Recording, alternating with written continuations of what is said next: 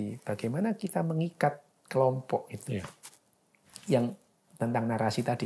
Narasi memang yang bisa mengikat kita lebih banyak gitu, ya. Secara biologi kita tidak dirancang untuk kerjasama. Secara biologi kita dirancang untuk berkompetisi. Gitu. Tetapi karena manusia itu akhirnya menemukan cara bahwa kerjasama itu bisa membuahkan sesuatu yang lebih produktif bagi manusia, gitu.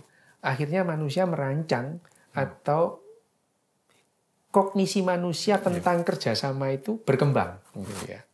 Dari yang flock, gitu ya. Kalau flock itu beberapa keluarga, dari flock gerombolan itu menjadi tribe. Ikatan dalam tribe itu tentu menggunakan narasi, gitu.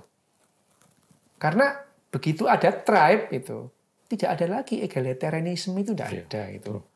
Pada saat ada piramid, ada hierarki di situ. Melahirkan elit-elit pemalas gitu. Ini yang membuat dunia berkembang memang gitu. Loh, konsekuensi harus yang kita terima. Kalau kita mau punya peradaban, ya kita harus menerima ada elit pemalas, harus gitu. Kalau enggak mungkin ya. Kita mau balik ke pemburu pengumpul kan enggak mungkin ya. Nah, kerjasama makin besar menghasilkan sesuatu yang lebih spektakuler gitu. Makin besar gitu. Misalnya, kalau setiap orang diajari membuat senjata, katakanlah anak panah dan busurnya gitu. Itu bisa dilatih. Ayo latihan sehari kita membuat itu. Itu mungkin kita akan terampil membuat itu. Tidak perlu kerjasama gitu. Hanya kita transfer of knowledge dari orang tua ke anaknya, dari paman ke ponakannya, cara membuat anak panah dan busurnya gitu. Tetapi untuk menghasilkan satu peluru kendali nuklir memerlukan sedikitnya 50.000 orang bekerja sama tanpa tahu dia yang dikerjakan sebetulnya apa itu.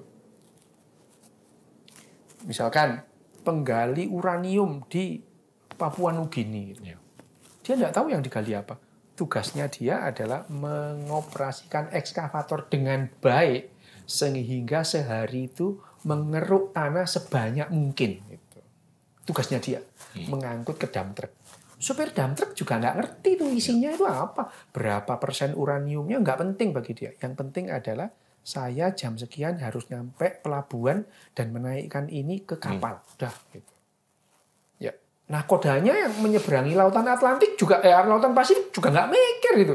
Pokoknya gimana kecepatannya menghindari ini. Semua orang mengerjakan porsinya, padahal mereka kerjasama.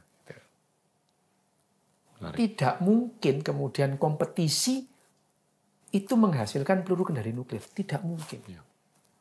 Ya seperti sejarah kita, Pak Karno tahun 60-an, sudah takdir Tuhan bahwa kita akan mempunyai peluru nuklir sendiri. Itu katanya Pak Karno gitu ya. Katanya Pak Karno loh ya gitu. Nah, tapi kalau kita tidak belajar kerjasama, nggak bakalan gitu. Jadi kecerdasan emosi itu adalah bagian dari kecerdasan sosial itu sendiri. Sehingga semakin kita tidak cerdas secara emosi, semakin kesulitan kita kerjasama. Dan kita kesulitan menghasilkan sesuatu yang lebih efektif dan lebih efisien. Ini dengan kemajuan teknologi, apakah itu lebih memungkinkan untuk kita lebih kolaboratif? Atau bahkan berkurang kapasitas kita untuk berkolaborasi? Kemungkinan itu ada. Gitu ya. Kemungkinannya makin besar gitu.